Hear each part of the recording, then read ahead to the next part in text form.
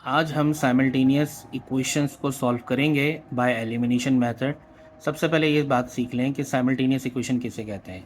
जब आपके पास इक्वेशंस एक से ज़्यादा हो जाएं और उनके अंदर वेरिएबल सेम इस्तेमाल हों, जो ऊपर हों वही दूसरे, जो पहले में हों वही दूसरे में हों, और उनको एक साथ मिलाकर सॉल्व किया जाए, तो ऐसी सिचुएशन को करने को साइमल्टेनियस इक्वेशन कहते हैं। तो आज हम साइमल्टेनियस इक्वेशन को एलिमिनेशन के मेथड से कर रहे हैं। तो क्या कोई और तरीका भी होता है? जी हाँ, एलिमिनेशन के अलावा ग्राफिकल मेथड भी होता है, सब्स्टिट्यूशन मेथड भी होता है। ये तरीक़ेकार हैं जिससे हम इसको सॉल्व कर सकते हैं। तो आज हम कैसे कर रहे हैं? एलिमिनेशन के मेथड से कर रहे हैं। एलिमिनेशन के मेथड में क्या किया जाता है कि आपने पहले तो इन दोनों इक्वेशंस को नंबर से बता देना है। ये फर्स्ट इक्वेशन हो गई और ये सेकंड इक्वेशन हो गई।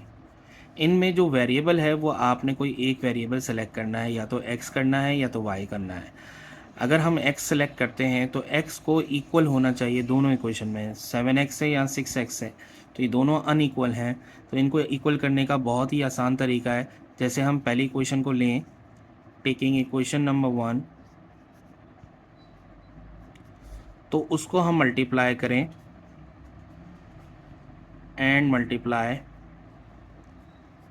बाय दूसरे इक्वेशन के x के कोफिशेंट से। तो दूसरे x का जो कोफिशेंट है वो क्या है? 6 है। तो हम 6 से मल्टीप्लाई करेंगे पूरी इक्वेशन को। 7x minus 3y equals to 18 लिखा, और इसको लेफ्ट हैंड साइड पे भी 6 से मल्टीप्लाई और राइट हैंड साइड में भी 6 से मल्टीप्लाई करना है। अब अगर मल्टीप्लाई करते हैं तो क्या आता है? 6 7 42x, 6 3 18y, 6 18 108।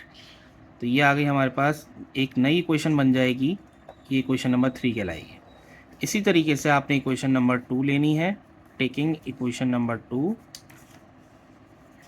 And multiply by, और फिर उसको भी मल्टीप्लाई करना है।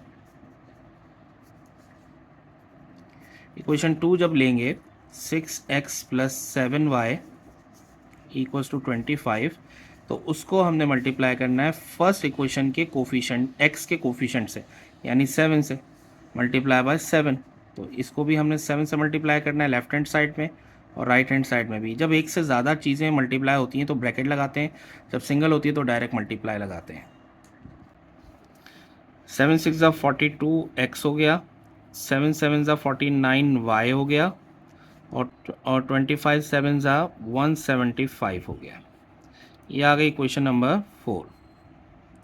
अब जो दोनों इक्वेशंस हमारे पास आ गई हैं, अगर उनके x को आप गौर से देखें तो इन दोनों के जो x हैं 42x और 42x दोनों सेम हो गए। ये हमारा काम पूरा हुआ, एक हिस्सा पूरा हुआ। अब हमें ये देखना है कि हमें इनको ऐड करना है या सब्ट्रैक्ट करना है। अगर साइन सेम है, हमें इनको ख़त्म करना है। एक्चुअली हमें इसको ख़त्म करना है, 42x को ख़त्म करना है। ख़त्म करने के लिए इनको क्या करना है? अगर आपके पास साइन सेम है, 42x का साइन प्लस है, 42x का साइन प्लस है, तो आप सब्ट्रैक्ट करोगे, और अगर साइन डिफरेंट है तो आप ऐड करोगे। अभी साइन सेम है तो हम सब्ट्रैक्ट करेंगे, तो हम यहाँ लिखेंगे सब्ट्रैक्टिंग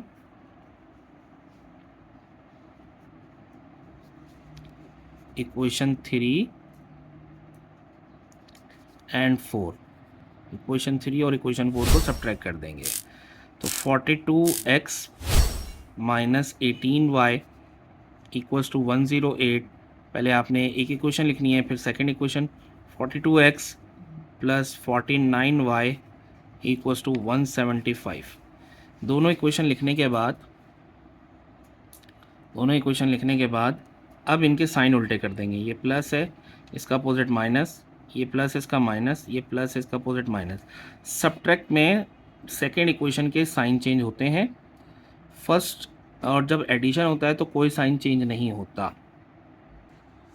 साइन चेंज करने के बाद अब हम इनके ऊपर अप्लाई करते हैं। ये प्लस 42x हो गया, ये माइनस 42x हो गया, ये कैंसिल हो गया। उसके बाद ये माइनस और ये माइनस, माइनस माइनस प्लस, 49 और 18 कितने हो गए? 57 67 y हो गया। और उसका में दोनों, वैसे तो 49 बड़ा है, उसका 9 साइन लगाएंगे माइनस, और इक्वल्स टू ये प्लस का 108 है, ये माइनस का 175 है, दोनों को माइनस करेंगे। 175 में से 108 माइनस करेंगे तो कितना बचता है, ये बचते हैं 67 बचा। बड़ा 175 उसका साइन भी माइनस है तो माइनस का ही साइन लगाया, तो दोनों तरफ माइनस से माइनस कैंसिल हो गए, खाली 67y इक्वल्स टू 67। अब इसमें हमारे पास सिर्फ एक वेरिएबल रह गया y। इस y को अकेला करने के लिए इसके साथ जो 67 है वो जुड़ा हुआ है, इसका मतलब मल्टीप्लाई, तो मल्टीप्लाई वाला जाके डिवाइड हो जाएगा, तो ये 67 अपनी जगह रहा, यहाँ वाला 67 जाके डिवाइड हो जाएगा। 67 से 67 डिवाइड, 67 1 67, 61 7 67, 67 1 67, तो x इक्वल्स टू 1 आया, oh sorry y is equals to 1 आया, तो y की वैल्यू इस तरह हमें मिल गई 1 है। अब इसमें x की वैल्यू भी निकाल सकते हैं, इसी तरीके से मैं यहाँ पर ही सॉल्व कर रहा हूँ। अब इसमें हमने 4 इक्वेशन बना ली है, फर्स्ट क्वेश्चन में थी, सेकंड क्वेश्चन में थी, थर्ड हमने फर्स्ट से 3 बनाई और सेकंड से 4 बनाई, तो इन चारों में से किसी भी इक्वेशन को आप ले लो और उसके अंदर आपने y की वैल्यू पुट कर देनी है, तो आपको x की वैल्यू भी मिल जाएगी। तो हमने यहाँ पर फर्स्ट इक्वेशन सेलेक्ट कर रहा हूँ मैं और इसमें मैं पुट करूँगा, तो मैंने यहाँ पर लिखा कि put the value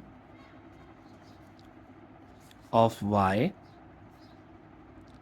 in equation number 1।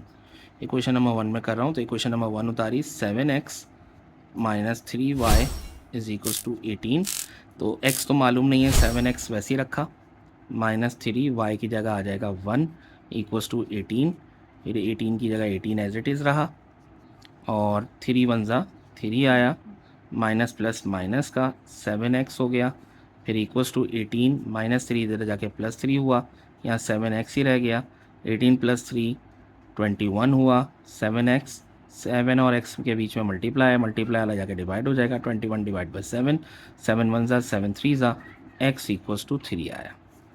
इस तरह हमारे पास x की भी वैल्यू आ गई। आंसर कैसे देते हैं, सॉल्यूशन सेट के अंदर कर्ली ब्रैकेट के अंदर हम देते हैं और ऑर्डर फॉर्म में देते हैं। ऑर्डर फॉर्म कैसे लगाते हैं, पहले हम x की वैल्यू सिर्फ वैल्यू लिखते हैं 3, फिर y की वैल्यू लिखते हैं 1 और ये हमारा आंसर हो गया। इस तरह से ऑर्डर फॉर्म दिया जाता है। ये था एक एलिमिनेशन के तरीके से इस तरह से सॉल्व करते हैं साइमल्टेनियस इक्वेशन को।